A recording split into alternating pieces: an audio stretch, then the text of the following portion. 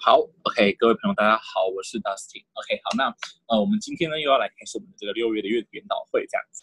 OK，好，那各位，我们现在做一个就是这个通讯的测试。好，那如果各位有听到我的声音的话，对不对？好，可以帮我在聊天框里面，就是那个聊天室里面打一个1嘛，好不好？好，我们来看一下大家是不是都有听到我的声音，这样子。OK，好，我们先确定一下。好，来看一下。好，谢谢大家。好，那我们就是这个通讯应该是稳定的，对不对？好，那各位。我们今天来看的这篇阅读，好，相信大家来之前应该都有请自己做过一次，对不对？好，那这篇阅读呢，跟上一次的阅读研讨会的这个主题其实也是比较像的，好，就是也是关于女权的，对吧？好，关于历史跟女权这样子。好，那不过这篇文章比上一次我们看到的文章就难得多了，好，它是来自于 OB 的这个题目这样子。好，那这篇文章呢，不只是文章难，它题目也蛮难的，对不对？虽然今天只有短短的4题，但是呢，就是每一道题目都蛮 tricky 的，对吧 ？OK， 好，所以呢，各位，我们今天来看一下要怎么去解析。OK，就是这篇文章，你可能没有看为什么会有回音哦，不好意思，我刚好听到了回音，所以我看一下是不是有麦克风没有关掉哦。那个麻烦就是行政同仁好帮我做一件事情，就是把非语会就是不是我的账号的这个麦克风全部都关起来。那大家也可以自主就是自述 OK 超前部署一下，好把自己的麦克风关掉这样子哈。对，因为如果没有关掉的话，等一下会听到30几个咀嚼的声音，吃东西的咀嚼的声音这样子。OK， 好，来各位好 ，Anyway 各位。好，这篇文章呢，它其实已经就是这个题组其实已经包含了，就是你会遇到的所有的难点，包括单词，好，包括背景知识，然后呢，包括就是文章的架构，好，然后也包括这个就是甚至是定位，有些题目的定位很难，对不对？好，也包括回答选项，好，这篇文章算是一个代表性的难题组，它已经很难挂了你在就是做 RC 的时候遇到所有的难点。OK， 那我们等一下遇到每个难点的时候，都会跟你讲说。第一个，实战的时候要怎么办？第二个，平常练习的时候要怎么去加强，避免自己在实战中遇到这个问题。OK， 好，那也谢谢这个是同学们的这个就是建议题目。好，所以各位在今天阅读研讨会结束之后，对不对？也欢迎大家好，就是跟Dustin讲说，希望Dustin下一次要讲什么样的题目这样子。好，那我一样会把所有的题目用实战的角度跟大家解析一遍，慢慢的解析这样子。好，那我们废话不多说，好，首先第一个，各位，如果你有都有跟前几次阅读研讨会的话，那我们应该知道，我们研讨会里面是有一个标准的解题流程，对不对 ？OK， 好，就是一个题组是有，你在考试的时候，当你发现荧幕上啪一下，好，打出来左边是文章，右边是第一道题目的时候，代表说你进入一道RC的题组了。好，那这个时候你会做的第一件事是什么？好，绝对不是去读第一个字，对不对 ？OK， 好，你会做的第一件事来，各位我们复习一下，我们在看到文章的时候会做的3件事情。好，第一件是什么？第一件事情是确认一下时间。OK， 好，确认一下你的 pace 是不是在那个地方，对不对？好，然后第二件事是什么呢？第二件事是确认一下各位，等一下那个行政同仁就是这个会议的设定，可能这边设定的时候要设定一下，就是加入的人不要开启音讯这样子，不然每一次新加入的人都会有这个声音这样子。OK， 好，那麻烦再设定一下。好，那各位好，我们再回来讲。好，第一个就是先确认一下你的 pace。OK， 你是在pace 还很充裕的时候，还是在你 pace 不够的时候 ？OK， 这是第一个条件。第二个条件是什么？确认一下，这个文章它的长度 ，OK， 它的长度是不是你觉得有负担的 ？OK， 好，文章长度，那这个有没有负担？其实每个人的这个状况不一样，对不对？每个人的这个自由心证不一样，好，没关系，你就用你的自由心证好。像我自己的感觉，我自己是大概文章要有卷轴，就是要超过了1页，我会觉得有负担。好，那如果没有超过1页，只要让我在看到的时候还能看得到这个文章在我眼前结束，好，那我就会觉得我还撑得过去，不会让我心里就觉得压力很大这样子。好，那第3个就是什么呢？第3个就是题材，就是等一下读第一句话的时候，对不对？好，这个文章的领域是不是你的熟悉的领域 ？OK， 好，像这篇文章的题材就是女权跟历史嘛，对不对？那有些文章可能是黑洞，有些文章可能是民权，有些文章可能是这个物理这样子。OK， 好，第一句话你觉得这个领域离你遥远还是近？好，这3个条件对不对？这3个条件会决定你这道题目要用什么样的策略来读，要不要设定停损 ？OK， 好，来，如果今天这3个条件是符合你的，就是其中2个以上。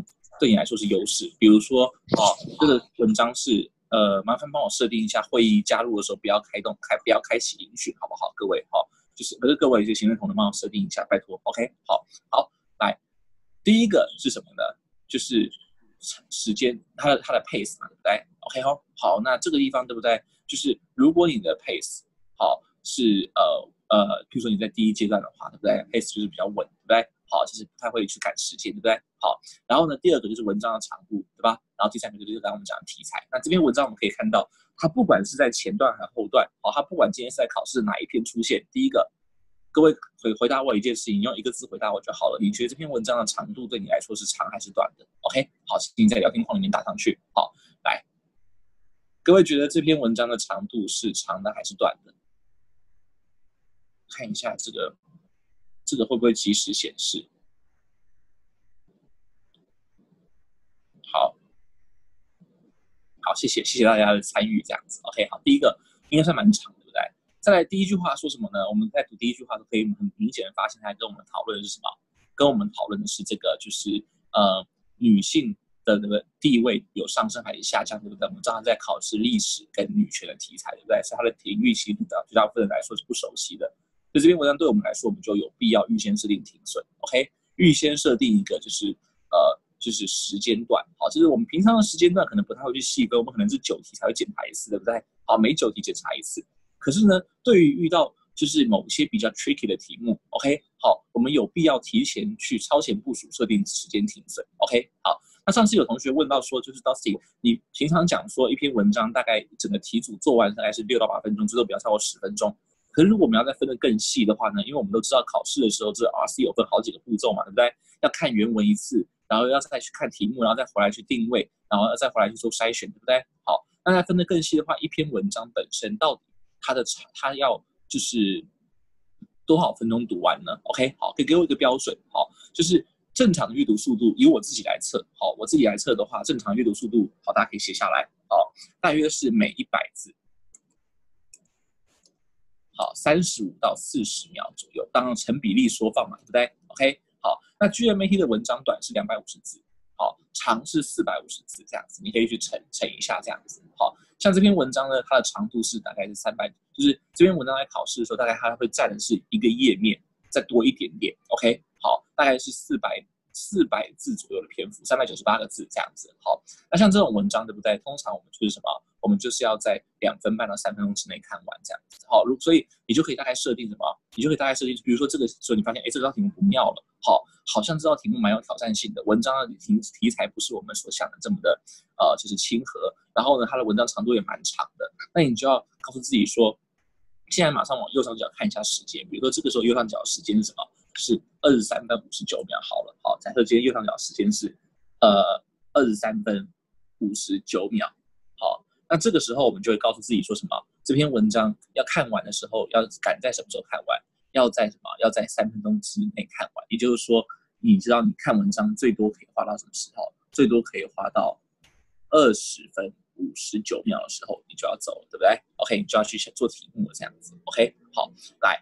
那各位，那我们现在来看到这篇文章在看的时候，好，我们要正式进入文章了。好，我们会遇到什么样的难点，以及遇到这些难点的时候，第一个我们实战说要怎么解决，然后再来就是什么，我们就是在平常练习的时候怎么解决，对不对？好，来，首先第一个我们来看第一句话，好，来 ，In current historiography, the picture of a consistent, unequivocal decline in women's status with the advent of capitalism and industrialization is giving way to an analysis that is not only emphasize both change and continuity, but also accounts for geographical and occupational variation。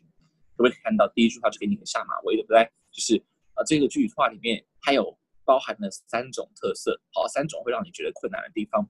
第一个让你困难的地方就是什么？它有一些字是非专业领域的生难字，注意哦，非专业领域的生难字，好像什么？像是这个 unequivocal， 对不对？好，你知道它应该不是特别在讲女权，但是呢，这个字就是什么？一种态度字眼，对不对？对吧？好像比如什么？像比如说这个 advent， 对不对？好，然后像比如说什么？像比如说这种就是片语 giving way to， 对不对？让位给谁？好，这种东西。然后呢，再来就是什么？像比如说这种 variation， 对不对？好，这些词叫做非专业领域的生难字，这样子。OK， 好，来这一些词，对不对？在考试中如果遇到的话，好，你可以先假装它不存在。OK， 好，你先不用去，你不用去卡在那边，因为你考试的情境下，你根本不可能去查字典。所以你卡在那边卡一辈子，你也不一定会知道那个字是什么意思。OK， 好，你可以先暂时按捺自己的情绪，好，告诉自己说，好，这篇文章至少它应该是在讲说什么，哦，就是你要去分析女权是否下降这样子 ，OK， 好，不需要去计较里面的细节，因为它等下不一定会考到这样子 ，OK， 好，但是如果在平常练习的时候，对不对？平常练习的时候，你就必须要把每一个你看到这些称词查出来背起来 ，OK， 好，要把它查出来背起来这样子，好，所以大家帮我做个笔记哦。对于这种非专业领域的生难字，好，就是所谓的写作的这种态度词，平常看到的时候，每一个都要把它背起来。考试的时候看到的时候怎么样呢？好，这个时候好，我们就是假装这个题目这个文章哦，一开始大概在跟我们讲说，好，还讨论说女权是不是下降这样的概念。好，等一下看到后面更多的资讯，我们就可以回来去修正，会修正原本的轨道这样子。OK， 这边可以理解，可以帮我打个2嘛，好不好 ？OK， 好，帮我打个2这样子。好，谢谢大家。好，谢谢大家。好，然后各位再来呢，我们来看。把这个 iPad 拿下来，好，那我们这样比较好写。等我一下哦，各位，好，我把这个 iPad 换个方向，这样子，好，这样比较好写。OK， 来，各位，再来呢，这个句子还有第二个特色，好，第二个特色就是什么呢？就是说这个句子里面它有我们不熟悉，就是另外一种生难词，叫做所谓的专业领域的生难词，对不对 ？OK， 好。应该不说这个句子，应该说可能后面别的句子有啦。好，这个句子本身好像还没有出现专业领域的生难词，对不对 ？OK， 好，但是后面等一下可能会有一些就是专门讲女权的生难词。OK， 好，等一下我们遇到的时候我们再回来讲。OK 哦，好，我们再回来讲这样。好，那第三个特色就是这个句子是长难句。OK， 是长难句。好，那我现在跟大家讲的是，其实这些东西你都可以怎么去改善。好，平常练习的时候你可以怎么去改善。好，除了我们刚刚讲在做 RC 的时候你遇到的时候要去把它查出来背起来之外，好。这些东西都可以透过我们平常的 SC 的正确句子来改善。什么意思呢？各位，好 ，SC 正确句子，不好意思，好 ，SC 的这个正确句子，对不对？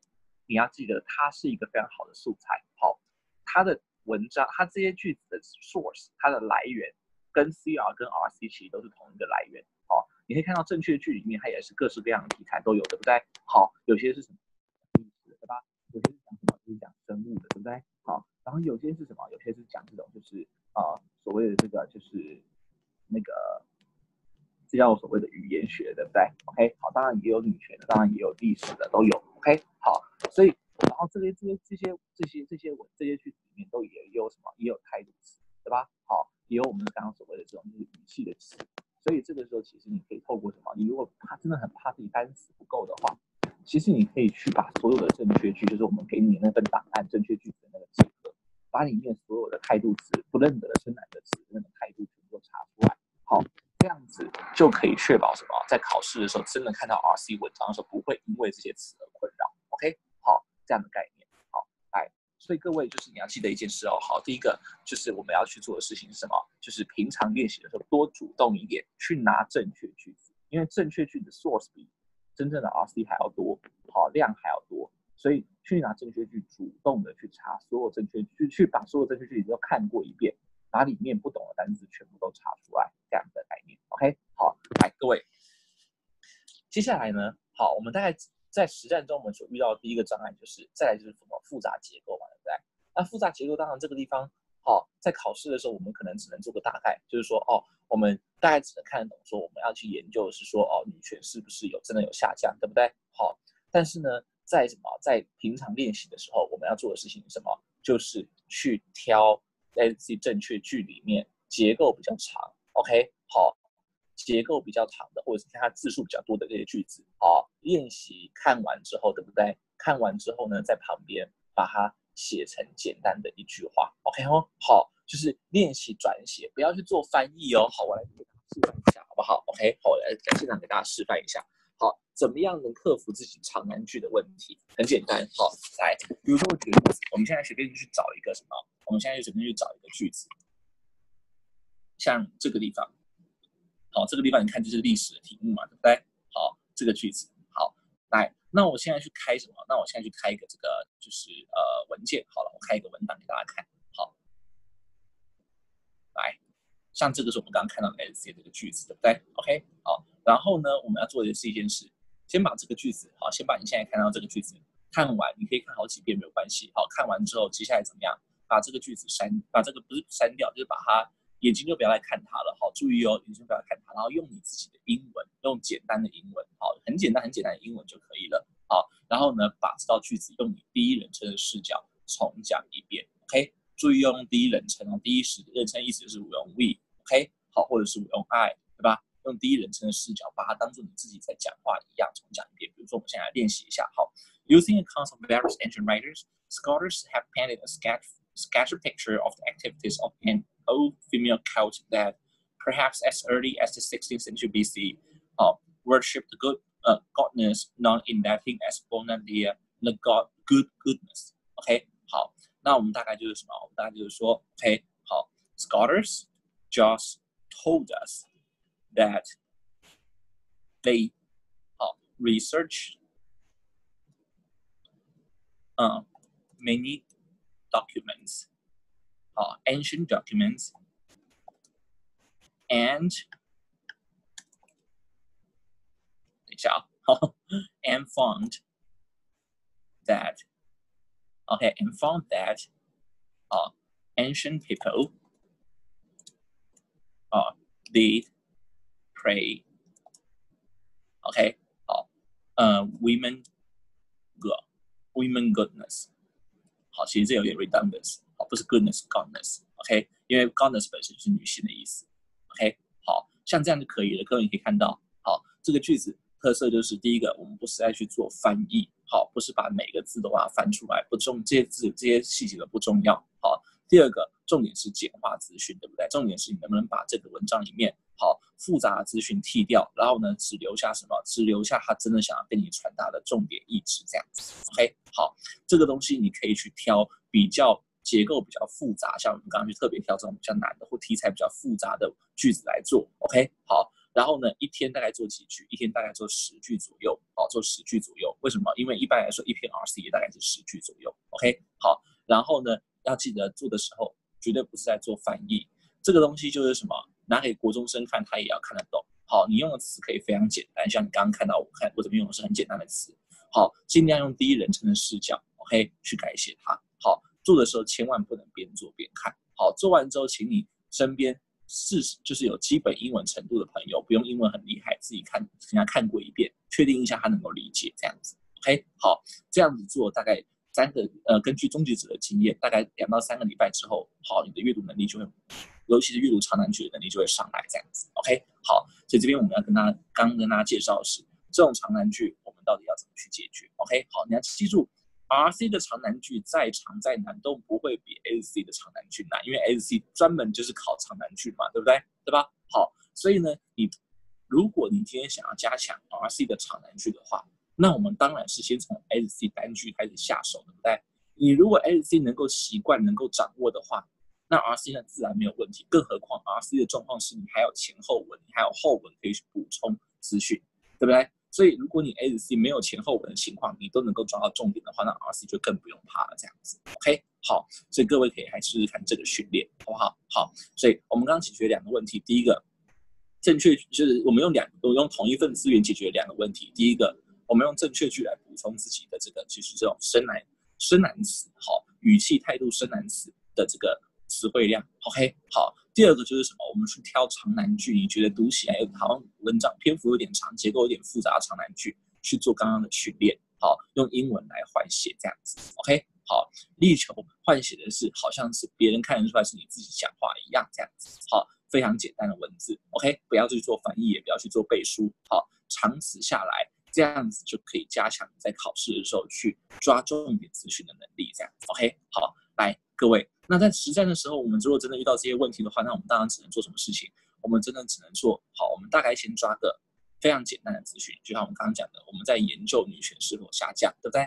接下来呢，我们来看下一句话 ，OK， 好，来 ，The history of women's work in English farmhouse cheese making between 18,000 and 19,030, 1930 is a case in point。OK， 好，那我们看完这2句话之后，我们来思考一下，他大概跟我们讲什么意思？他应该是在举一个，就是他应该是要去举个例子，跟我们讲说什么？学界去研究女权下降是研究什么时候的女权下降，对不对？对吧？好，是去研究什么？是去研究这个就是在1800到1930年之间，好，这个英国的什么 cheese making 的，就是那种做 cheese 的产业的女权，对不对？好，那我们现在大概知道这个文章的主题是什么，就是到底就是那个时候的女权是不是有下降，对不对 ？OK， 好，那接下来我们来继续看哦。好，来 ，In her influential Women Workers and the Industrial Revolution, Pinchback argued that the agricultural revolution of the 18th and early 19th centuries, with its attendant specialization and large scale of operation, curtail women's participation in the business of cheese production。来，各位有没有发现这道句子又是一样，对不对？又是长句又是难句，对吧 ？OK， 好，所以这个地方你知道，如果你想要你在自己做这篇题组的时候，读到这些句子，包括我们刚刚讲的第一句、第三句都很有障碍。OK， 好，我想大概很多同学大概会觉得说 ，Dusty， 老实说我真的没有障碍是哪一句？是这一句。废话，靠腰这一句小学生也没有障碍，好不好 ？OK， 好，那第一句、第三句我都有障碍，那这时候你就知道你真的是对英文句子的长难结构是不太熟悉的，对不对 ？OK， 好，所以你刚刚那个训练就必须要开始去做了，好不好？好，自主训练，虽然在终结者里面是我会看我会盯大家做训练，不过大家也可以来做自主训练这样子。OK， 好，来各位，好，我们来看哦，还有什么 with its attend 刚刚这句话对不对？好，刚刚这句话大家可以慢慢的发现一件事情，这一句话里面对不对？好像有看没有懂，对吧 ？OK， 好，大概知道说某个人表达一个想法，我想各位也许真的能够仅能做的事情，平常做的题有仅能做的事情就是把这个地方标起来，对不对？说Dusty， 我知道这个就是学者表达了一个想法，可是想法的内容是什么，我完全看不懂，对不对？对吧？好 ，The agricultural revolution of the 18th, early and 19th centuries was its attendant speculation。OK， 好，来。很简单，重点是你刚刚不是读到说我们在讨论女权是不是下降吗？对不对？所以这个地方就应该是这个学者认为当时的女性的权利有没有下降嘛？对不对？对吧？所以你一定要用前文来推后面。虽然不知道这个学者到底在讲三小，但你至少读的时候你可以往那个方向去读。他最有可能在讲的是当时的女性的女权有没有下降，对不对 ？OK， 好，来我们可以看到他在讲什么？他在讲说就是之前都是干嘛？之前就是女性怎么样呢？都是养什么？养牛啊，然后呢，好，这些你可以看到，来，这就是什么？这就是所谓的专业领域的生男子。好，我们刚刚讲过的，就是说 rearing calves 到底是什么东西，对不对？好，对吧？然后呢，当然我们知道 cows 知道是牛嘛，乳牛嘛，对不对？但这个 calf 又是什么东西，对吧？好，这叫专业领域的生男子。好，专业领域的生男子，如果你要补强的话，对不对？很简单，也是一样。回到正确句里面，你看到的每个正确句，你发现有一些领域是你不熟悉的，请你一定要去上维基百科，把它的资讯查出来。OK， 好，我举个很简单的例子给大家听。好，就是说，像我们看到正确句是有一个句子 ，OK， 好像这个地方，好，大家可以看到，好，这句话，好，这句话我相信很多人在做这个就是SC 这个一定都有做过，对不对？好，我们来看一下为什么。1527年，亨利八世他想办法去休妻，对不对？好，目的是为了要去娶另外一个小三，对吧？好 ，Anne Boleyn， 安妮·柏林这样子。OK， 好，那在平常练习的时候，如果你有去用这个东西去查维基百科的话，你就会去稍微爬一下英国的历史，对不对？好，从亨利八世一直到后来，好，维多利亚时代，以至于就是还有英国的这个就是民主革命时代，对不对？好，那这个时候怎么样呢？这个时候你之后再去读 GMAT RC 的文章，好，什么样 RC 的文章？比如说举个例子，如果万一考试的时候出现的是什么？来看 GMAT 有一篇 RC 的文章，好，来，万一考试的时候出现的是像这一篇文章一样，像是不是这一篇啊，像是这一篇，这篇我相信大家已经做过，对不对？好，这个因为我们之前应该也有讲过，对吧？好，就是什么？就是在英国为什么其实女性会支持皇帝，而不支持什么？而会支持英国的保皇派，而不支持英国的议会派、民主派？女权分子不是很进步吗？对不对 ？OK， 好，这个就是什么？你如果有先去查过英国历史的话，好，因为正确句而去查历史，那这个时候你在遇到这篇文章的时候，你就不会去被它里面的背景知识所困惑。好，所以很简单，最基本的概念就是什么 ？SC 其实就是由小见大。OK，SC 正确句它的领域，好，它的领域全部都跟 CR 跟 RC 的领域是一样的。OK， 所以你在用正确句来练习的时候，你可以把它多层次的运用，你可以用它来去背刚刚讲的语气词、态度词，你也可以用它来练习句子结构复杂的时候，你要怎么样去提取重点。对不对？然后你也可以拿它来怎么样超前部署你不熟悉的背景知识。当你发现某些句子的题材你不是很熟悉，比如说讲黑洞 ，OK， 好，比如说讲什么暗物质，你可以主动去搜寻维基百科，好，这些东西都是被 GMAT 认为是常识，可是很明显的 ，GMAT 认为的常识是人家美国高中在教的东西，台湾的高中不一定有教，所以我们必须要承认我们的常识跟 GMAT 都不一样，那我们就必须要主动去加强。好。这边可以听懂，可以帮我打个1吗？好不好？好，就是用正确句的练习来超前部署，改善前面3个问题，这样子 ，OK？ 好，不要只是把眼光放在 RC 身上，你要去理解的是要由小见大，好，就是问题是共通的，好，就是用同样素材的文章正确句，好来练习，会怎么样？会可以去提前去解决这些问题，这样子。好，来各位，再来我们继续往下看哦 ，pinch back though the advent of specialization means women's work in cheese dairying was reduced simply to processing the milk. Dairymen raised and-fed cows and sold cheese. 好，这个地方还反而比较好读，对不对？对吧？这边至少就是第一个，它结构不复杂了，对不对？然后第二个，这个字好像是国小单字，对不对？哦，就是这产牛奶，好，然后呢，就是养牛，对不对 ？OK， 然后呢，去卖什么？去卖给那个就是中介人，对不对 ？OK， 好，这个 factor 这个字在 RC 里面有考过哦，在 RC 里面有考过 factor 这个字在金融业里面是叫做所谓的这个应收账款代理，好，其实就是中介的角色 ，factor 就是中介的意思。OK， 好 ，with the narrowing of the scope of work, Pinchback believed women lost business ability, independence, and initiative。你会发现，哎。到这个地方，我们终于可以抓到这个态度的重点，对不对？好，前面看似在讲一些风花雪月、无关紧要的事情，说女性啊怎样养牛啊、养羊啊什么鬼的，对不对？好，但是我们都心心念念的记得，你要记得我们文章一开始的主题是什么？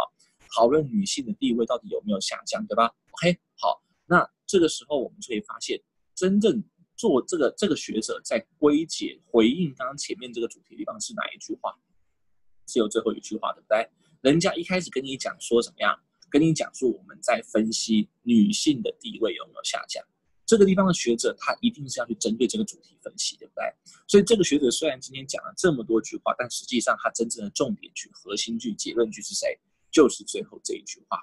OK， 好，而不是前面的资讯。好，各位要注意哦，就像是 CR 一样 ，CR 的文章有可能结论会在第一句话，也有可能结论会在后面最后一句话，对不对？好，所以你不能去用死脑筋去抓，说一定是第一句或最后一句。OK， 好，那谁来决定到底是哪一句话是结论呢？好，当然在 CR 我们可能会看一些关键的指标词，比如说 therefore， 比如说 however， 比如说这个就是 after all， 对不对？但是在 RC 里面呢，其实就是什么？就是哪一句话有去直接回应到文章前面所讲到的这篇文章的核心议题，这样子。OK， 好，这篇文章一开始跟你点出的核心议题叫做我们来学习来分析到底女权有没有下降，好，古代女权有没有下降？这个人讲话，他一定是为了要回应这件事的，所以我们一定要等到他直接回应那个句子，他才是这个人的重点核心这样子。OK， 好，所以我们简单来说，我们看到第一段的内容就是什么？主题已经出来了，叫做女性的当时的地位有没有下降？而后面的这个论点是干嘛？后面的论点是在跟你讲说，女性当时的地位是有下降，对不对 ？OK， 好，这个学者认为，好，那当然按照我们在架构的这个预测，好，各位应该还可以想到我们之前在部落格上面、YouTube 上面分享的架构预测，以及我们前几次阅读研讨会所示范的，对不对？好，当今天文章里面出现了这么早就出现了一个观点，文章后面还有很多，那这个时候文章最有可能会怎么走？这时候有2种可能 ，OK， 第一种可能是什么？第一种可能是前面有 A1 有一个论点，后面有什么？另外一个人提出了另外一个观点叫 A2 嘛，对不对？好，然后接下来文章的后半就会是什么？就会是第3个人去怎么样去评估这2个对应观点到底谁好谁坏。具体例子就像是欧剧里面的这个科技建构论跟社会决定论，一派认为科技主导人类历史的进步，另一派认为科技始终要从属于社会人性。OK。好，2派争执不下，最后 John Clark 出来解决这个问题。大家还记得这篇文章的可以打个2吗？好，我相信你应该都记得，对不对？因为你很 suffer， 在做那篇文章之后，应该是还蛮 suffer 的，对不对？好，这就是一种架构，对吧？好，就是像选美比赛一样，好，让所有的参赛者各自上台陈述己见，最后评审再来讲评，对不对？这是一种常见的文章校标的架构。另外一种架构也很常见，就是什么？就像是选秀节目一样，对吧？好，就是一个观点先出来之后，后面怎么样？好，后面这边会有人去 evaluate 它，好，会有人去评估它，好，然后呢，接下来怎么样？把它打败，或是怎么样之后，对不对？再来去介绍一个新的观点 ，OK？ 好，就是旧观点反驳新观点，再去验证这样子 ，OK？ 好。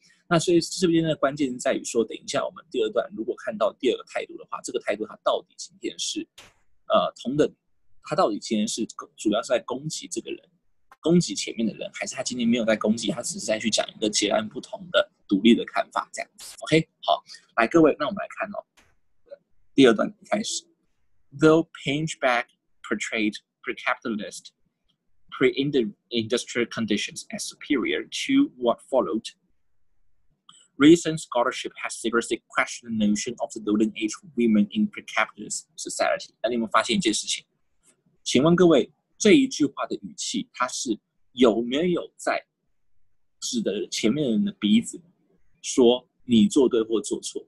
有没有？来思考一下，有没有在攻击前面，还是说他完全没有在攻击，他是只是单纯的是另外陈述一个独立的意见 ？OK， 好。我应该要跟那个行政同仁讲一下，就是没有回，就是好，你的 Dustin 个性比较直白一点 ，OK， 好，就是我会希望大家都是来听，就是非常专心的 ，OK， 好，所以呢，我下次应该会去加一个这个就是规则，就是说，好，如果大家就是行政人帮我看一下，好，如果就是没有回应的话，对不对？好，我可能就会就是请他先暂时离开这个就是聊天室这样子 ，OK， 好，对，不好意思，我的个性比较直白 ，OK， 好，来，请大家告诉我，好，在这边回应一下，好。来，请问大家，到底今天这篇文章刚刚的这一句话，好，刚刚的这一句话，它是一个不 care 前面的人的独立论点，还是他今天是一个针对前面的论点说他好或坏？你觉得是哪一种？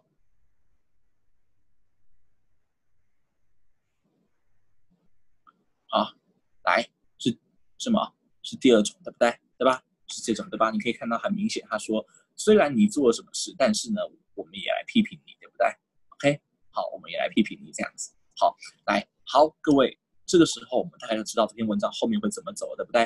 哦，就是批评完之后，如果文章后面还有篇幅的话，可能会有一个新的第三个想法来取代它，对吧？好，来取代它这样子。OK， 好，来，好，那我们现在大家知道说这个地方等一下细节的解读，我们都知道应该是在讲这个学者到底哪里做错了，对不对？好，那我们来看哦。哦 ，For example.Scholars note that women's control seldom extended the disposal of proceeds of their work.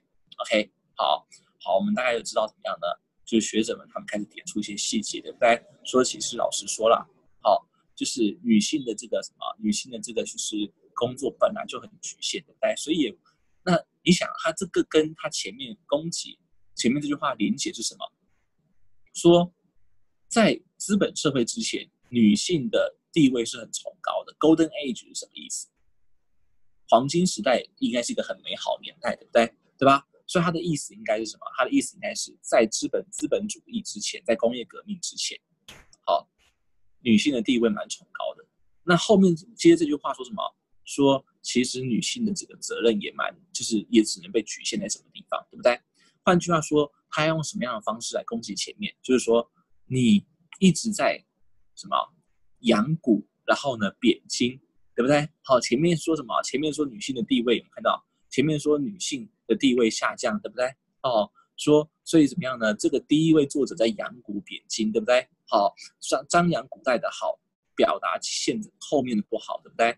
但这个地方的学者说什么？其实古代也没有多好 ，OK？ 好，其实，在你认为那个美好年代的时候，女性的地位其实根本就没有多好，所以后面应该没有下降 ，OK？ 就是一直都很烂这样子 ，OK？ 好，这样的概念。好，来各位，你可以看到他就在去讲说，之前其实也没多好，对不对？我们只要理解这个逻辑之后，后面的资讯就可以很好理解。说之前也没多好，他们会局限工作啊，工作内容被局限啊，对不对？好，然后再来说什么？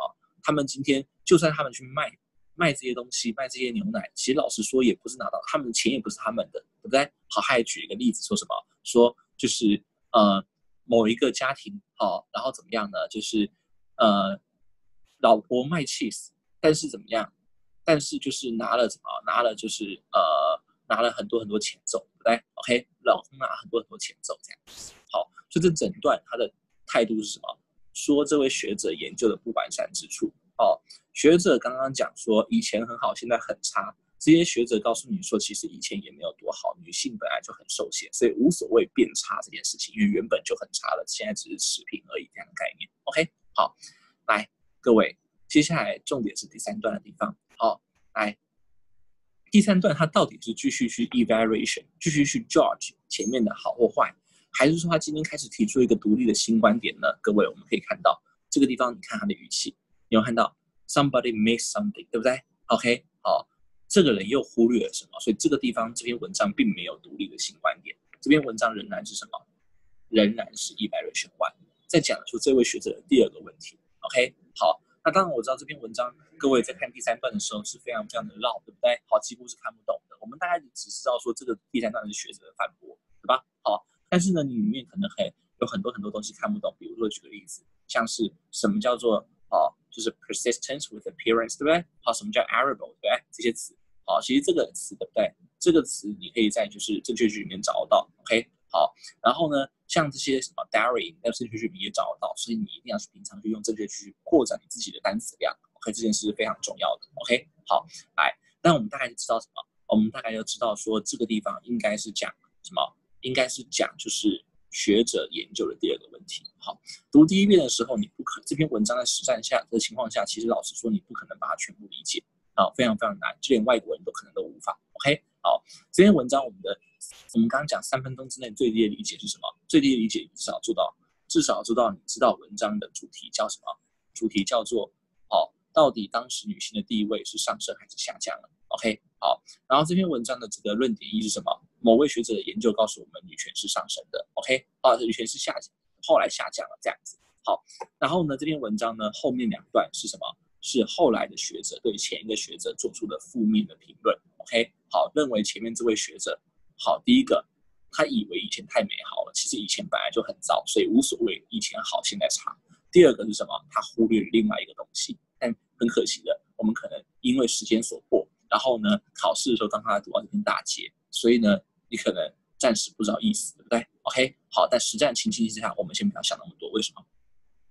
在实战中，我们还不知道后面会考什么样的题目，对不对？好，有可能这段一题都不会考到，也有可能这段会考到，但他考的东西不是你不懂的东西，对不对？好，所以这个时候你去浪费时间是没有意义的，没有必要的。OK， 好，文章不需要100%看懂，只要你至少能够把架构理出来就可以了。架构是方便你等一下去做定位跟基本态度的判断。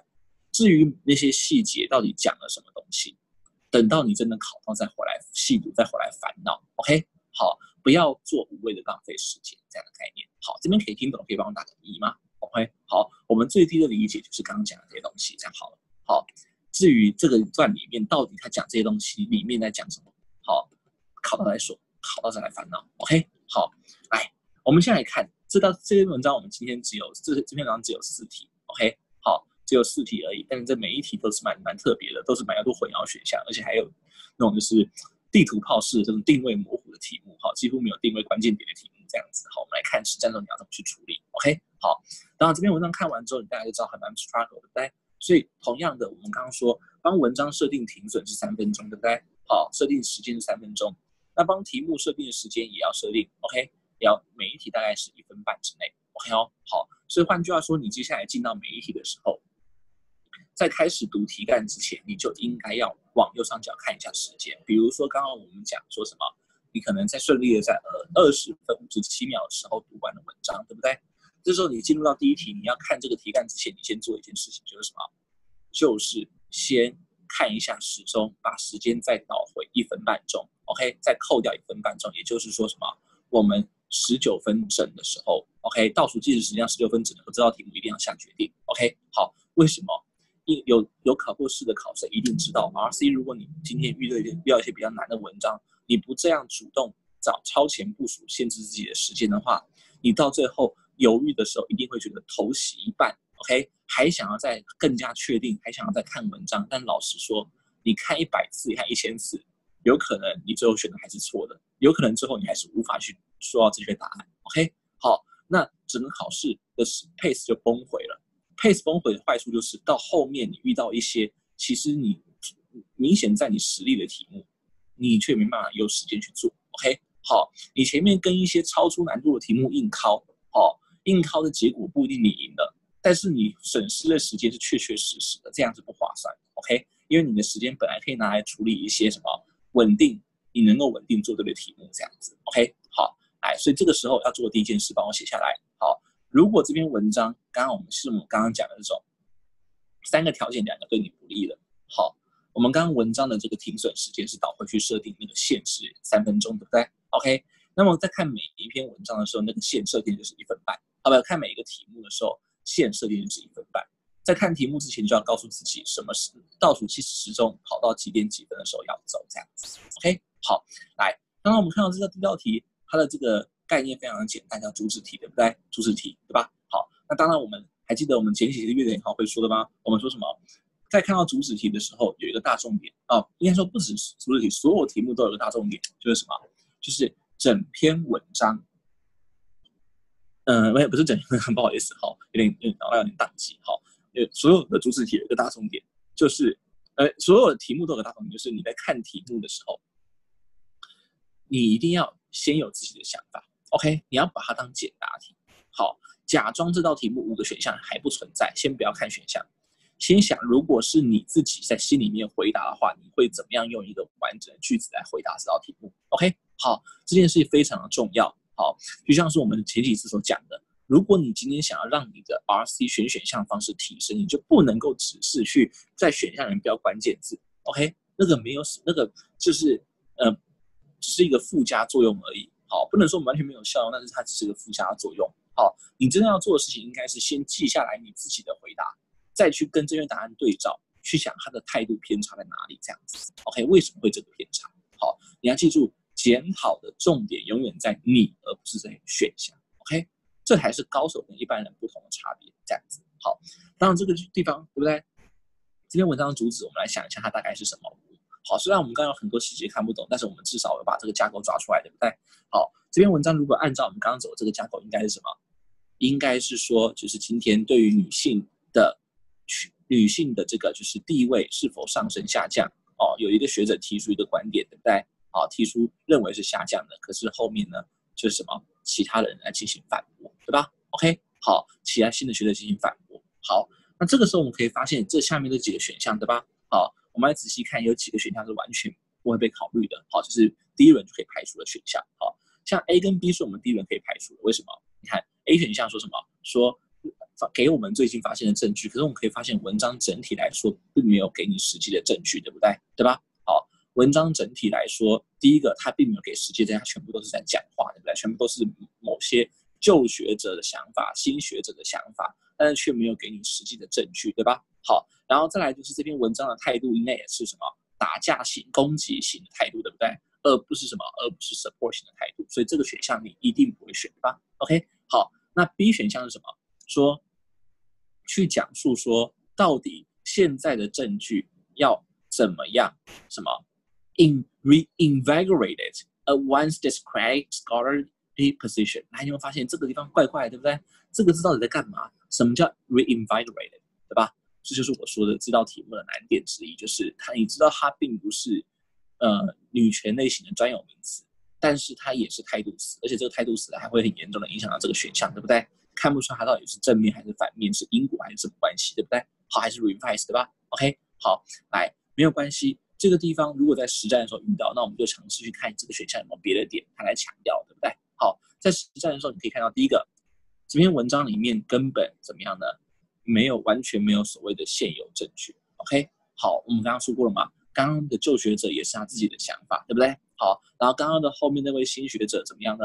他也是他自己的想法，认为那旧学者怎么错了，对不对？好，然后再来怎么样呢？再来就是这个地方文章里面刚刚好像也没有特别去提到说。这些论点的接受程度怎么样，被人们怎么接受？所以你看他后面刻意强调这个东西叫什么？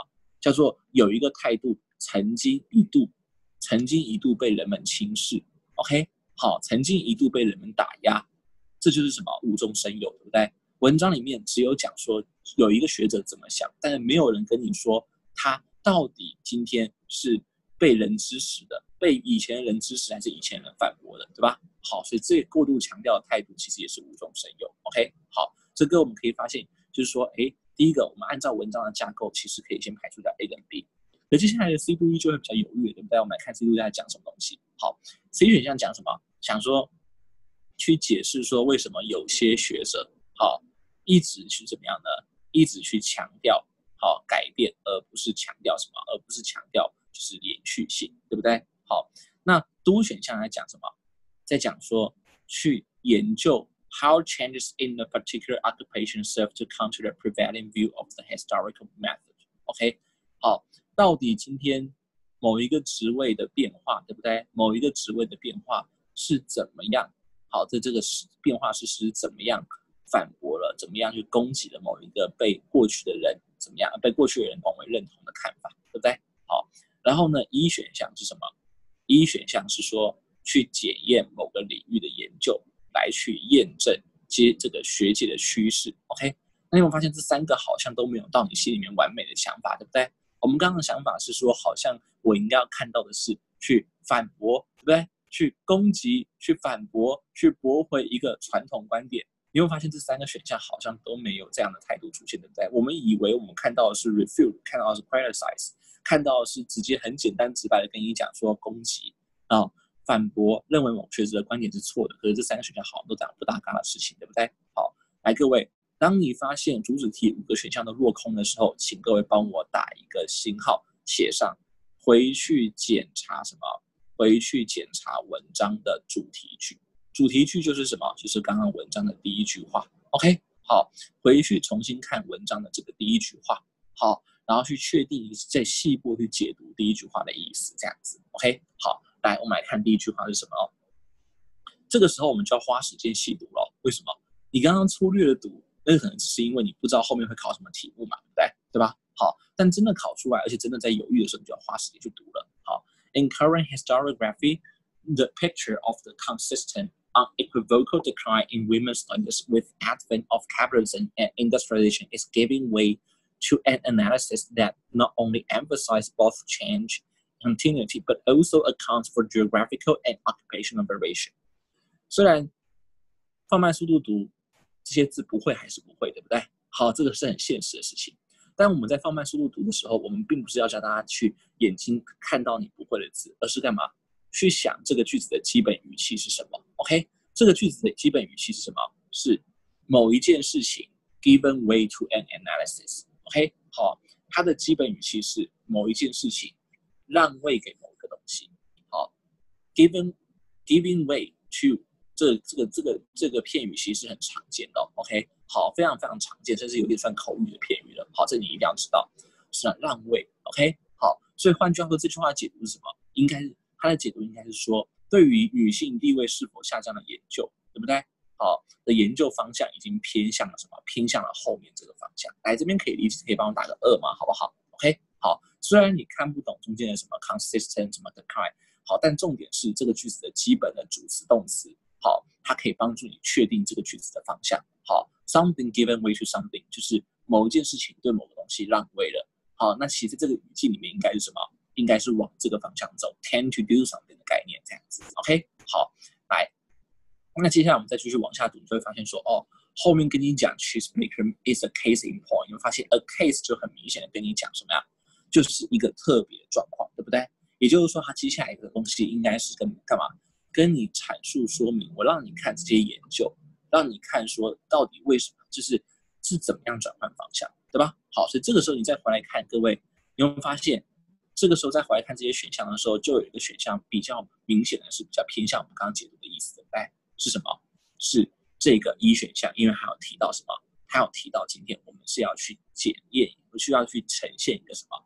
呈现一个学界的这个方向跟趋势，对不对？好，就是偏向怎么样的分析的方向跟趋势。OK， 好，那当然我们也不能说就直接选一，而不去重想 C 跟 Do。那我们在重新第2轮看 C 跟 Do 的时候，我们会注意什么事情呢？我们会有样会注意到选项里面去特别强调的地方。OK， 好，来各位，你可以发现一件事情， C 选项我们重新读一遍的时候，他说什么？他说去解释说为什么学界们去强调是改变，而不是强调是 continuity。请问各位，他有解释原因吗？作者有解释为什么吗？我们刚看到文章只是在干嘛？后面在讲学者在吵架，对不对？对吧？一位学者过去的方向是怎么样，后来学者不认同他的想法，对不对？可是问题是有人跟你讲说学者们为什么要转变方向吗？没有，我们只是看到他表面上的不认同，对不对？所以这个地方是什么？是逻辑态度的错误。内容是对的，但是逻辑态度是错的。逻辑态度上，文章应该是怎么样？是给你呈现说学者是怎么反驳过去的学者，对不对？可是并没有去讲他的动机 ，OK？ 因为 why 问的是动机。好，这个地方请各位帮我打个星号，特别注意选项里的疑问词 why、what、when、how、where 或者是 who。疑问词它其实暗示的是到底这个地方针对的这个主题是什么主题 ？why 针对就是理由、动机，对不对？为什么，对吧 ？OK， 好。但是刚刚文章里面根本没有去讨论说为什么学界们还要去转换焦点，他的动机是什么？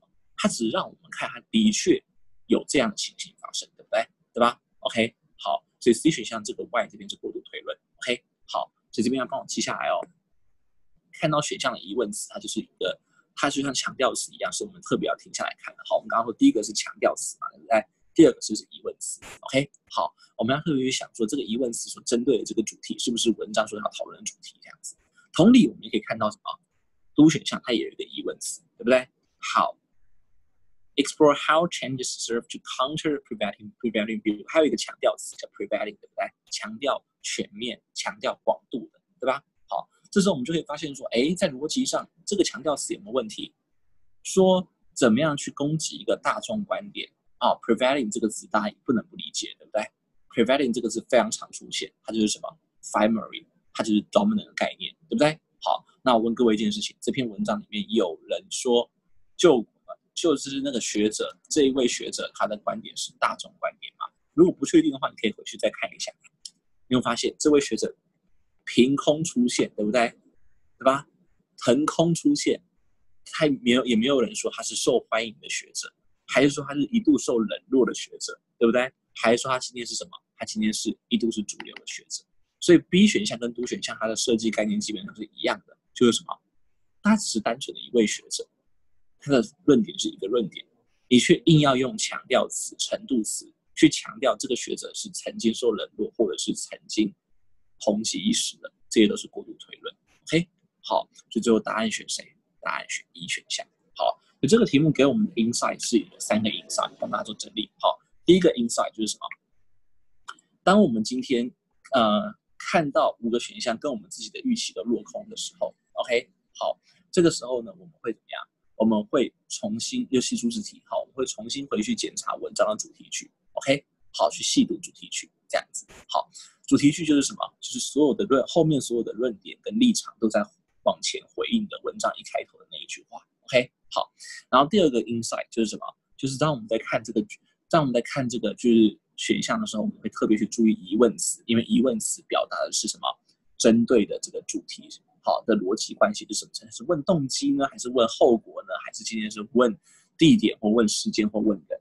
第三个就是特别去注意这种态度词跟强调词。OK， 好，这种是比较有可能会出现过度推论的地方，但不代表它一定错，没有人说它一定错。OK， 好，就像你看这个地方。这地方的 general 它虽然也是什么，也是强调词，对不对？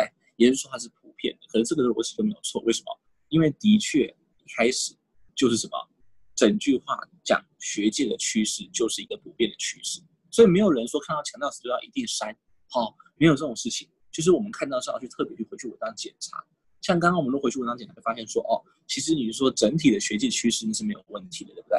对吧？学界的确是有这个方向往这样走。但如果你说某一位学者的想法是什么大众观点，或者是被冷落观点，就是过度推论，因为那位学者出现的时候，并没有特别去强调他的观点是被所有人认同还是被所有人唾弃的这样子。OK， 好，来各位，来再我们看第二题的地方。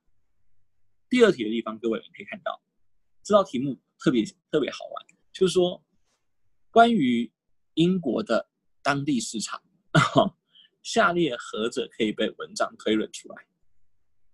这个又是另外一个代表性的难点，什么意思？各位可以发现这篇文章里面，他的确他讲了好多好多的细节，对不对？对吧？好，他讲了 dairy making， 他讲了就是他先讲了这个就是基本态度，说学界的这个研究趋势在换，然后接下来跟你讲某位学者认为他的地位是下降，对不对？接下来要跟你讲说什么？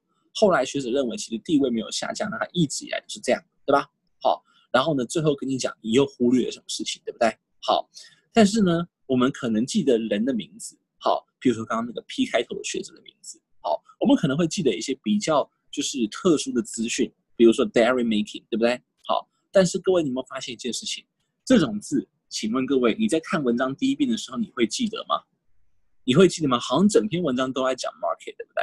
好，好像整篇文章都在讲 fair 是那种就是所谓的集市，好 ，market 就是那种常态的市场 ，fair 比较像就是它有它的在现代比较常见的意思叫博览会，好像博览会 ，OK， 好，那 fair 它比较像是集市那种就是偶尔出现的那种市场 ，OK， 好，定期式的这种概念 ，OK， 好，来，那问题来了。这些词我们刚刚好像没什么影响，对不对？那我们到底要怎么定位呢？各位，好，这个时候你要记得，遇到这种题目有很多同学会很慌，就会想说什么？就会想说我赶快去看文章全部扫过一遍，我的目的是为了找到 market 跟 fair。但我跟你讲，你如果要整个扫过一遍的话，你可能会看到很后面才看得到这个 fair， 你还要仔细去看，这样就很没有效率。OK， 做任何事情都要先谋而后动。什么叫先谋而后动？先的谋就是设定停损，所以这个时候你要做的第一件事其实也是一样，请你设定1分半钟的停损 ，OK？ 好，尤其这种题目更需要停损嘛，对不对？为什么？你就很明显会花很多时间来定位，但懂我意思吗 ？OK？ 好，那设定停损之后，对于这种地图炮式的定位题，什么叫地图炮？就是整个地图好像都是我的定位点，好，这个好像会在任何一句话里面出现，那我们该怎么做呢？各位，好，很简单，请帮我打个星号。好，遇到这种标题就是这个问句，关键词不明显，好，或者是太过广泛的题目，这个时候请你先不要回去看文章 ，OK？ 好，先去看5个选项，谢谢你帮我在讯息打一个星号 ，OK？ 好，对，请你先不要去看文章，先去看5个选项 ，OK？ 很快的读过一次5个选项，好，然后呢，去想这5个选项会集中在什么？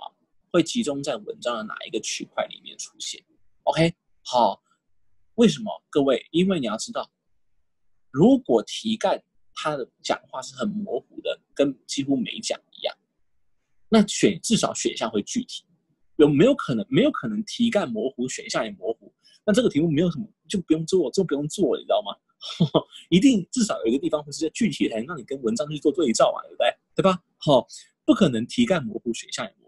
所以当题干模糊的时候，就要把这道题目当成是帮我括号写5个是非题，把它当成是5个是非题来做，这样子。但你也不用太担心，就是很少有题目，几乎没有题目是那种就是5个选项是分别位在文章5个不同的段落。GMAT没有要搞你的意思，这样懂我意思吗 ？OK， 绝大部分都是什么？都是5个选项是分布在同一个段落里面的。所以你去很快的看过一次5个选项，你就可以大概知道它到底在哪一个段落里面出现。像比如说这个地方，我们很快看5个选项，好，很快的解读一下。第一个是什么？第一个是说，就是当时卖的人都是男性，对不对？然后第2个说什么？知道是谁卖，不代表说不代表说是谁控制收入，对不对？第3个是什么？第3个是到底就是没有那种平行的机构是可以怎么样，是让美国人是可以去卖他们的东西，对不对？好，然后第4个是什么？第4个是说所谓的这个就是在工业革命在那个农业革命之前，对不对？好，他们基本上卖的人就是生产的自己，对不对 ？OK， 好，第5个是什么？在农业革命之前，女性怎么样呢？好，不只卖这个 cheese， 也卖农产品，对不对 ？OK， 好，各位你可以发现这些选项大概集中了2个段落，对不对？好，第一个段落是什么？第一个段落应该是这个段落，哪个段落？刚刚它里面很明显有讲到底卖的人有几个选项有讲到卖的人跟就是拿钱的人，好，对不对？或者是生产者跟售卖者是不同一个人，对不对？好，它其中的段落应该是哪里？应该是这个段落，对吧？好，来这边至少对这个段落的里面讲的资讯还有一点点模糊的印象，可以打一个1吗？好不好？虽然你很多细节看不懂，但至少知道这边刚刚举的例子是说，好，就是妻子在卖，不能这样讲话，太难听了。妻子在卖乳制品，但是老公却把钱全部拿走。OK， 好，这个地方还记得吗？对不对？好，所以我们发现选项具体的资讯可以让你勾起更多的回忆。好，然后第二个资讯应该是在第二个可能定位点，可能是在最后一段地方，对不对？因为里面开始讲到一些什么美国的状况，对吧？好，刚刚最后一段他也在讲跟美国的比较，跟英国的比较，对不对？跟英格兰南部的比较。好，那刚刚有一些选项也是看到什么？有一些选项它也是有特别去讲到美国的，对不对 ？OK， 所以这个时候你就知道你的主要定位点就是什么？就是刚刚的那两段。OK， 好，那这时候就可以一个选项一个选项去回去文章去对应，好，去当是非题来做这样子。OK， 好，那当然我们可以看到第一个地方A 选项对不对？它很明显是跟细节是跟文章里提到细节是完全错，对不对？因为文章里的第二段很明显，刚刚有提到说什么，就是女性上街去卖这些乳制品。OK， 好，一定要不受词，不然听起来很奇怪这样子。好，就是这些女性上街去卖这些乳制品，可是她们前面没有被拿到嘛，对不对？对吧？所以这个时候你会发现 A 选项变成说什么？他完全讲说全部卖的都是男性，那就是完全违背了事实，对不对？对吧？你就可以很快让是非题排除。B 选项呢可以保留，为什么？刚刚那个地方他举了一个例子，说什么？说卖的人不代表说他能够拿到钱，对不对？好，有没有看到他这边有举例子，对吧？然后这个地方 B 选项他也直接讲什么？就是知道谁是卖的人，不代表知道谁是拿收入的人。哎，态度基本上对的，我会把它保留住。OK， 好，那么 C 选项呢？说什么？说美国的这个什么？美国的就是的那个 cheese maker 没有平行的机构。那我们知道美国这个资讯应该在刚刚文章之后才出现，对不对？去讲英国跟美国的状况，那我们来细读嘛。说什么？说在就是这时候才来细读哦。好，这时候就要细读哦。好，这些就是cheese 产业女性在 cheese 产业里面的持久出现 ，OK， 跟什么？跟女性在另外两个地方好的突然消失是完全怎么样？是一个明显的对比。你会发现他在讲美国的时候，他只有讲到什么？他只有单纯的去讲到说，在美国女性在农业做不久，但是在英国做很久，对不对？他只是单纯讲到女性待的时间长短。可至于在美国的cheese产业，它里面有什么机构呢？你会发现文章根本没有提到，对不对？所以这个时候把它当是非题就可以删掉，这样子。好，那再来呢？D选项这个地方，在什么？在工业革命之前，这些人卖的人跟产的人是一样的人。OK， 好，那各位有没有发现一件事情？刚刚我们是不是在文章里面，刚刚在回来这个段落的时候，大家有没有发现这个段落里面有讲到什么？有讲到说 factor， 对不对？好，讲到说 factor， 好，然后呢？这个东西我们刚刚是不是说这个是个常用词，叫什么中介机构，对不对？所以文章里的内容也很明显的告诉你说，当时有中介，后来有中介机构的兴起。OK， 那这个我们就知道什么？我们就知道说，哎，这个地方中介机构什么一定是中间过一手嘛，所以不代表说什么，不代表说这两个人是同一种人，对不对？好，不代表说卖的人跟什么，跟就是生产产品的是同一种人这样子。OK， 好。来，所以到那第五个选项说什么？在那之前，他们不止卖 cheese， 还卖其他农产品。你会发现，刚刚那个段落里面完全没有提到，对不对？他只提到说这些女性卖 cheese 跟拿钱的关系，对吧？所以这个题目答案最后是什么 ？B 选项。OK， 好，这个题目其实与其说选项难，不如说是题目本身设计的定位点难。好，这个题目其实选项，你只要能够找到文章里的位置。好，这两个位置，然后呢，一个一个回去定位，好，其实是可以解决的，对不对 ？OK， 是可以解决的，是可以选到 B 选项。但是这题目最可怕的地方就是它是隐形的耗时题，什么意思？就是你可能能做对，可是它的做对的代价你没有看到是什么？是你牺牲掉可能后面的3、4、3、5、3、6题，好，最后考试的时候狂猜是为什么？就是因为在这种题目你花了太多的时间。OK， 好，就是它是表面上你做对的题目。但你背后的代价可能是用后面3题乱猜换过来的，这样子。OK， 好，那这种定位点不明显的题目，请各位记得我们刚才这个题目给大家的 insight， 让大家 take away。take away 意思就是说，大家可以从这道题目学到一些教训，好，可以用在下一道题目身上的教训，就是当你发现题干定位点不明确的时候，没有让你没什么印象的时候，你要马上去赶快去怎么样去选项，好，把5个选项快速的看过一遍。通常5个选项都只会聚集在1个到2个地方，用选项的具体资讯来提醒，来勾起对文章部分段落的回忆，再回去把它当5个十倍题做。好，这边可以理解的，可以帮我打个1吗？好不好？不好，来，对这道题目的，其实老实说，你看选项它真的写的并不难。OK， 好，那当然这道题目还是有同学会说到 Dustin， 我就是看不懂文章里的那个 factor 那个字啊，中介那个字啊，所以我选不到do选项，对不对？do选，你刚刚说文章里面就说有中介，所以代表说他们不会是，他们一定会过一手。可是我就是看不懂那个字啊，对不对？好，那很简单，你就知道这个字就是 GMAT 要你懂，懂我意思吗？OK， 因为你很明显你不知道那个字，你不知道那个中介的意思，就选不出来答案嘛。所以代表说这个字就是什么？他认为英文使用者应该不用到专业知识就应该要知道的字。OK， 好，事实上 GMAT 的基金里面也有这种字，也有这个字，我给大家看一下。好，不好意思，我最近在研究其他的东西。好，来。基金，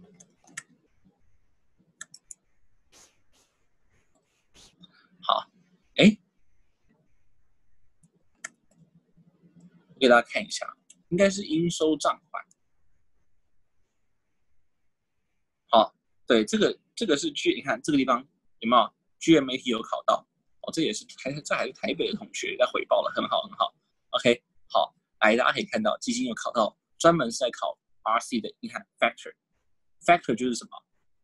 他在讨论金融业的 factor， 金融业的 factor 就是保付代理。好，就是说可能厂商要钱，然后呢就是这个厂商他今天出了货之后，然后呢客户还没给他钱，说1季结一次，半年结一次，他就先拿了一个 invoice。好，有在做国际贸易的相关产业同学应该知道这个机制，对不对？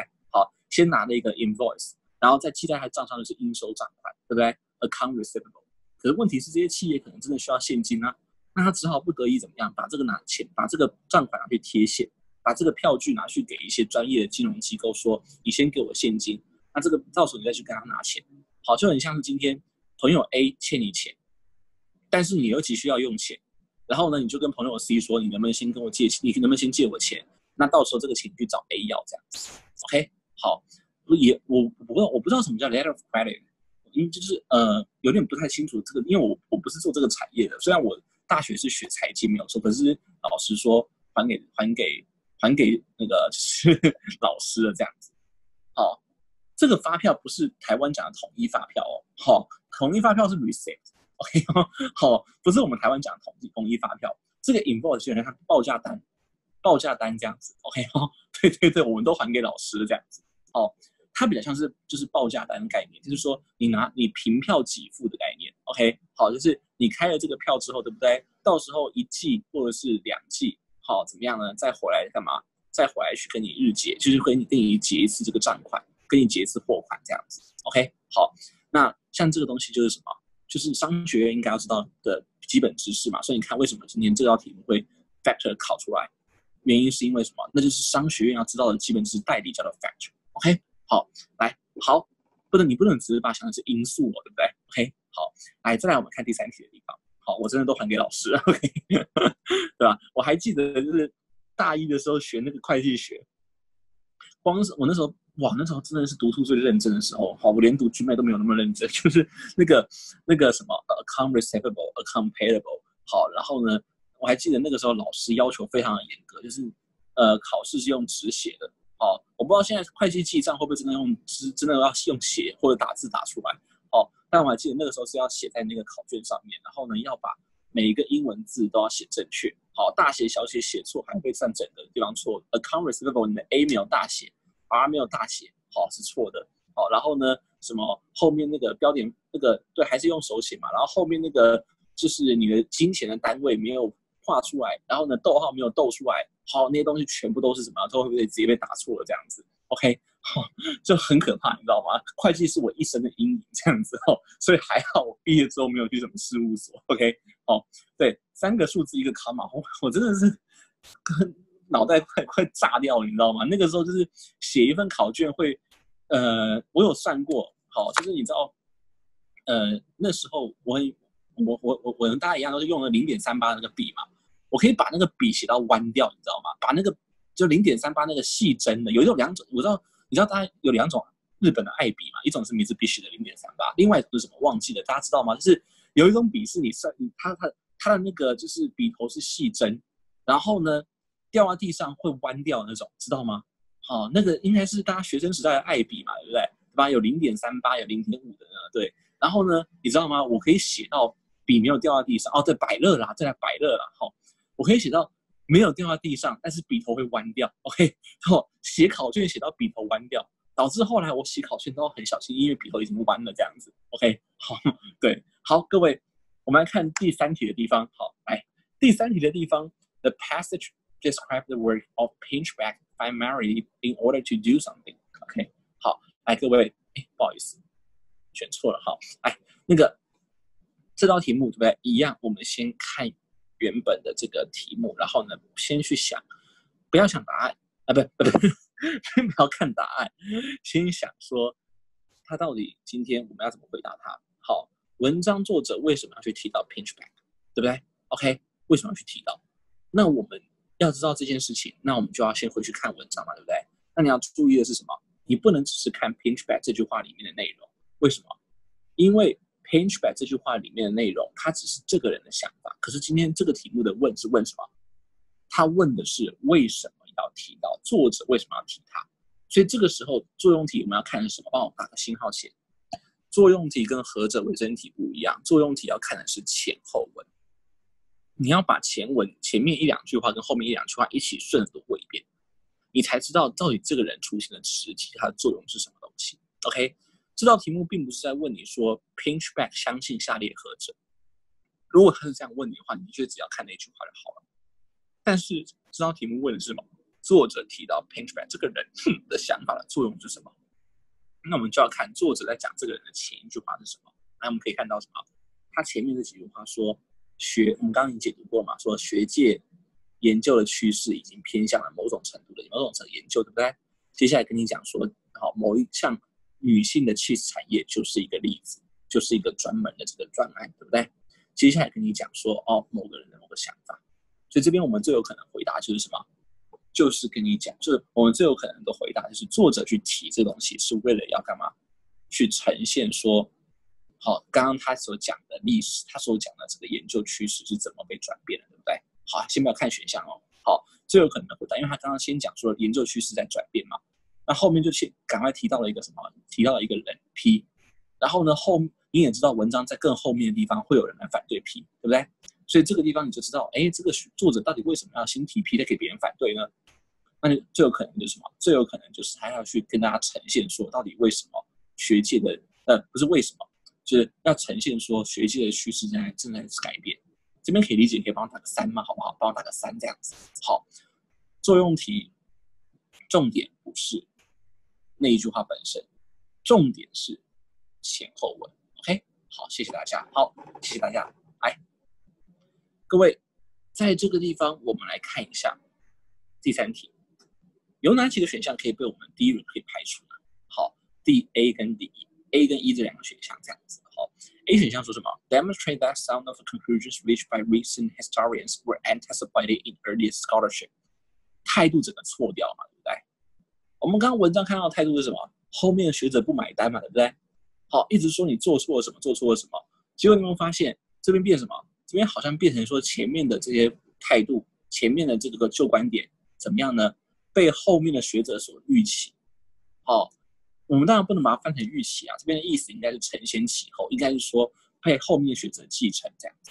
OK， 好，没有，应该说被后面学者做的研究，被前面的学者已经做过了。OK， 好，最近的学者所做的一些结论，其实已经早在前面的学者就已经出现过了。OK， 但你有没有发现这个这边说什么？它是一脉相承的概念，是雷同的概念，而不是什么？而不是反对的概念，对不对？所以这个态度就完全错了嘛，对吧？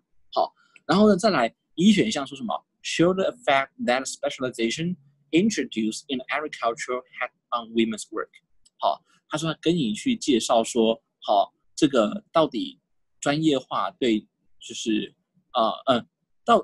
到底这个所谓的工业革命所带来的专业化对女性的工作产生什么影响？有没有发现？这个应该只是细节，对不对？对吧？好，应该只是细节。好，重点是什么？重点是刚刚文章一开始的主题是要跟你讲学界的趋势转变，对不对？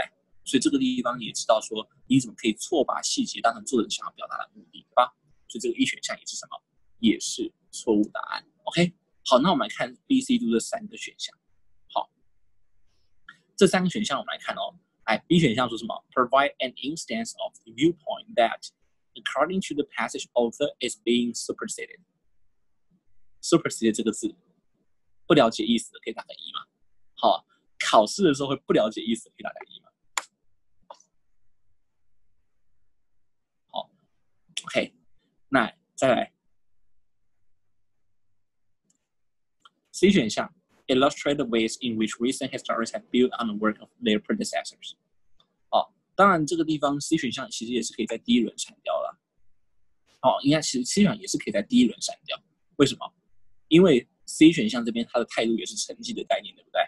好 ，build on the work 这个地方 build on 意思是在什么的基础之上来继续往下研究，对不对？所以这个也是第一轮可以删掉。不好意思，我刚刚没有把它标起来。OK， 好 ，C 选项其实态度也是错，它跟 A 选项的问题也是一样的。A 选项是说过去的研究跟现在的研究雷同 ，C 选项是说现在的研究是建立在过去研究上的基础上继续发展的。这2个都是什么？这2个研究并不冲突。可是文章里面我们很明显看到后面的学者不买前面的人的单，所以这个 A 跟 C 是可以直接排除的。OK， 那 D 选项是说什么 ？Provide a point of reference for subsequent scholarship on women's work during the agricultural revolution。OK， 好，他说提供一个什么？提供一个好，就是给你看一个什么？给你看一个在就是关于工业革命的这个研究。好，后来 subsequent scholarship。subsequent 是后来的意思 ，OK， 接着的意思。好，也就是说，如果你今天文章里面提到2个，他还讲的是后面那个 ，OK， 好，前面那个可能会用的是什么？会用的是 previous， 好，或者是 the former， 后面那个会用什么？会用 subsequent， 或者是用什么 the latter。好，所以D选项这个地方虽然它的基本语气态度没有问题，好，整个基本语气态度是没有问题的。好，的确，他今天是来去跟你去介绍某个观点，没错。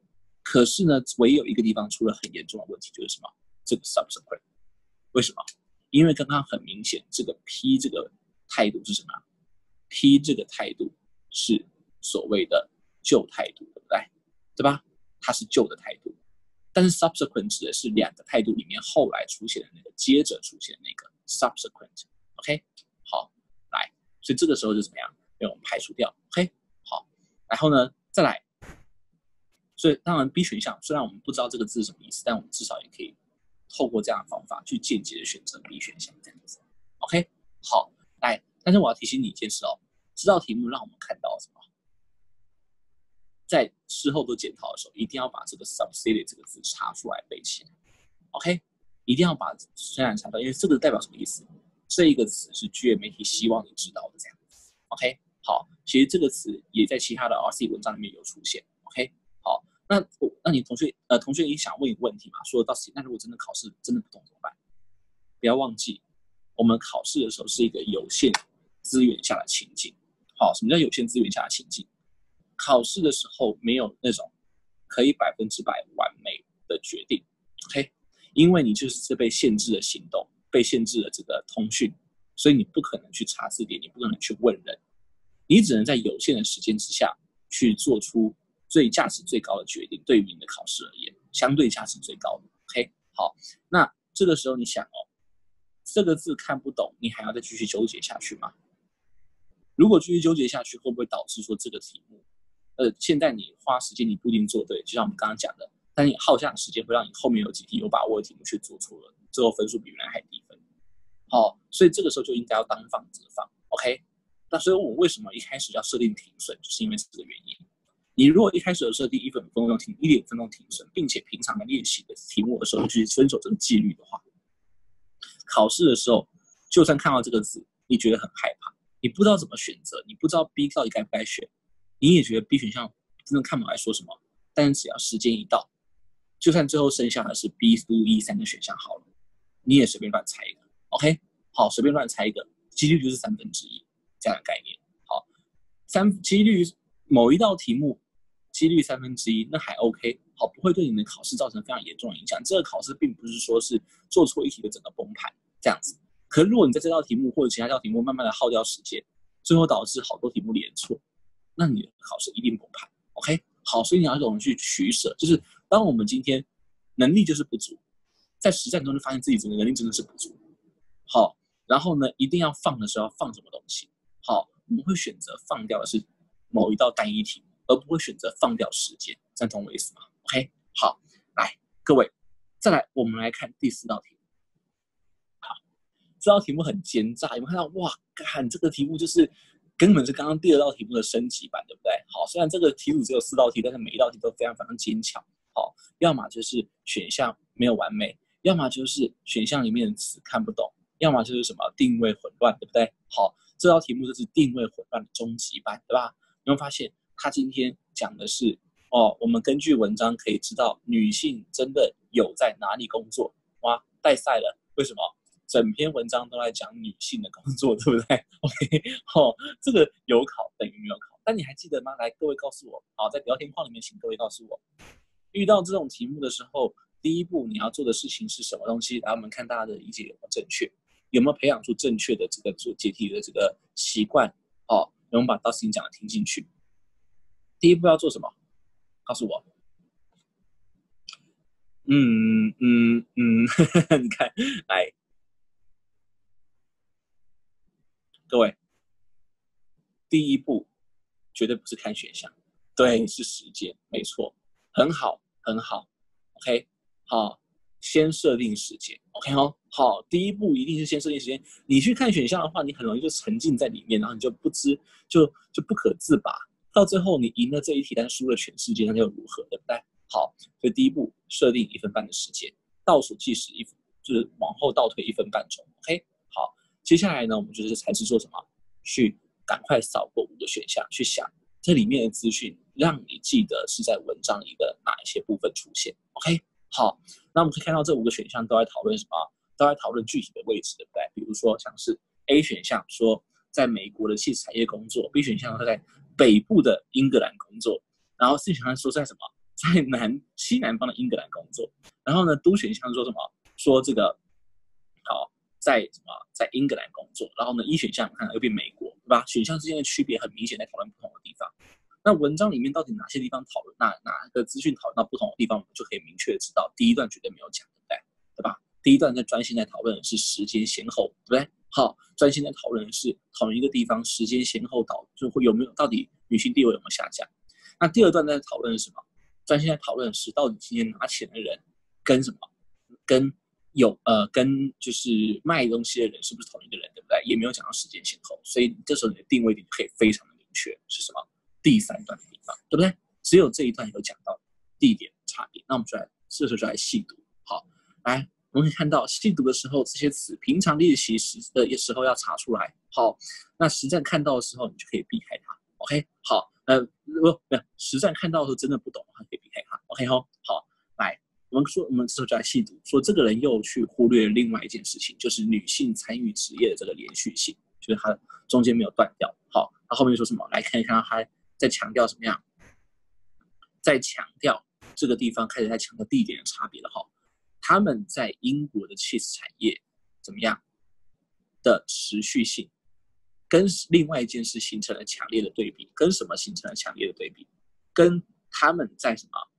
在就是英国东南方的什么，以及就是美国汽车产业好的突然消失，消失的意思是原本有，但是突然就不见了。好，以前有，后来就也不是半途而废，就突然就不见了 ，disappearance。OK， 以前有，但是后来突然消失。但是在英国的 cheese making 是一直都有。OK， 好，那这个时候我们就知道什么啊？这个地方就是单纯来去考你这一句话的细节，对不对？好，我们现在看完这句话之后，大家就知道说，刚刚他问说女性 did work in somewhere。OK， 好，这个时候我们就来去根据那一句话来去研究。OK， 用排除法的方式，第一个 A 选项说，在工业化之前怎么样，女性曾经有在什么有在 cheese making 工作，可不可以保留呢？我们来看一下文章。好，注意哦，文章讲的是 continuity， 就是说有没有持续。所以这个 disappearance 的意思并不是说什么，并不是说今天他一直都没有出现。OK， 好，并不是说他一直都没有出现，是说什么？他原本有出现，可是他很早就不见了。OK， 好 ，disappearance 的解读要看前后文。好，有一种 disappearance 是指一直都没有出现，好，就是永远都没有出现 disappearance。可是这边为什么他今天我们会解读成是曾经有出现过，但是呢却消失了，后来却消失了，是因为什么？前面讲到的是什么 persistence， 对不对？代表一直都有持续。OK， 然后呢这边有一个强调的 early 的意思就是什么？很早就消失。换句话说，这件事情不是一直都没有出现过。如果这件事情是永远都没有出现过，我们就不用去讲 early， 懂我意思吗 ？OK 啊？如果这件事情是这一辈子里面从来就是这宇宙里面从来都没有出现过，我们直接讲 disappearance 就好了。好，我们不用去强调这个 early， 对不对？好，来这边可以理解，你帮我打个2嘛，可以吗？好 ，disappearance 有2种意思，一种真的就是它最单纯的只是消失，可是这个消失到底是一直以来都消失，还是说是突然消失？你要看前后文。前面讲一边持续，那另外一边应该是突然消失，对不对？持续跟持续相对，跟持续 contrast 的概念应该是中断，所以这个 disappearance 应该是中断的意思。还有就是这个 early， 如果今天是一直都没有的话，那就不会去强调 early， 所以这时候你就可以知道说 A 选项我们是不能排除的。为什么？因为在美国突然中断，代表说女性还是曾经有在美国做工作嘛？哎 ，OK， 好，所以这个就放着。OK， 那 B 选项说什么？在之前跟之后都有在北部英格兰的 Agriculture 工作。那我们回来看，仔细看，你会发现哪里有北部英格兰啊？公三小明明只有提到西南方，对不对？对吧？所以这个地方怎么样，就会是资讯完全的错误。好，然后呢 ，C 选项这个地方对不对？他说什么？在东南英格兰的地方的这个 Agriculture， 在之后有，对不对？好 ，in those locales in which cultural values supported their participation。好，在工业革命之后有。好，那重点来了，是之后有吗？我们可以看到，刚刚写的是什么 ？early disappearance， 很早就消失了。换句话说，应该是之前有，但是很早就没了，后来就没了。所以这边就是什么？方向是相反。OK， 好。然后呢，D选项是什么呢？D选项是说 the sales of cheese at local market in England even after agricultural revolution。OK， 好，他说在英国卖起司 ，OK， 卖就算在什么，就算在 agricultural revolution 之后还要再卖起司。好，这个选项看起来好像 OK， 为什么？因为刚刚文章的确有讲的是什么？的确是有去讲说这个 persistence， 对不对 ？persistent 就是持续这样，所以我们先把它保留起来。好，那E 选项是什么？在工业化之后，仍然有去做起司。那你有没有发现这个选项，它的态度就跟我们刚刚的 C 选项是一样的错误，对不对？为什么？因为我们说在美国其实也是 early disappearance， 也是很早就没有了，所以这个地方跟什么刚刚 C 选项也是一样错误。好，那现在最后的问题在于 A 跟 D 这两个选项怎么去抉择 ？OK， 好，所以这个时候各位我们就要来去比较这两个选项的区别。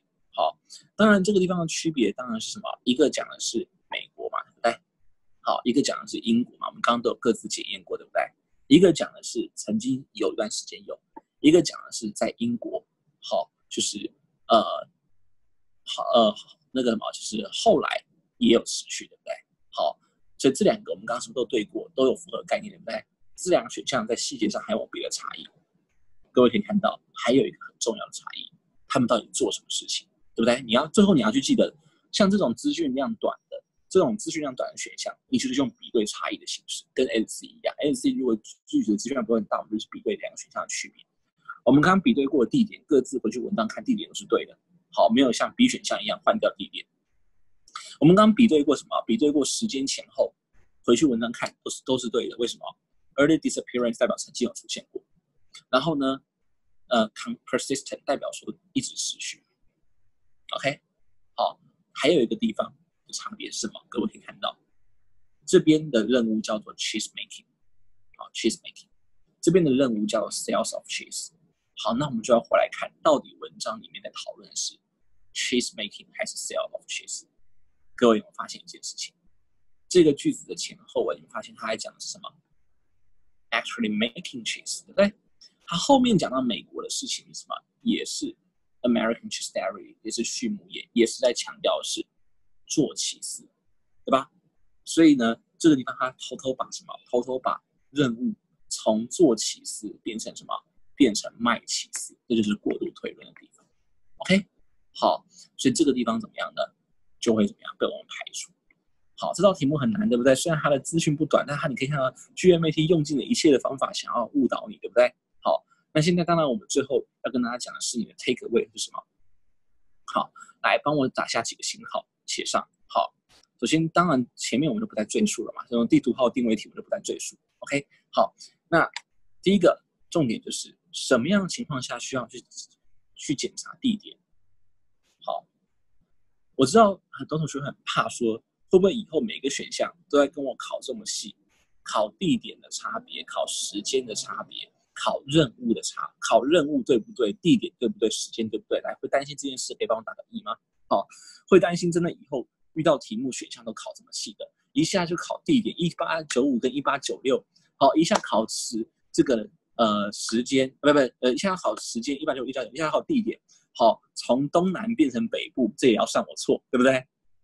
各位，我可以跟你讲，不用担心，所有的题目都会这样考，只有什么情况下会这样考，就是文章里很明显做出地点的比较，很明显做出时间的比较，或者是很明显做出任务的比较。GMAT 还会特别这样考你，它不是 GMAT 虽然不是吃素的，但也不是吃大便长大的 ，OK 哦，它不会说没事要找你麻烦，一定是文章里面有相应的逻辑才会去这样考你嘛，对不对？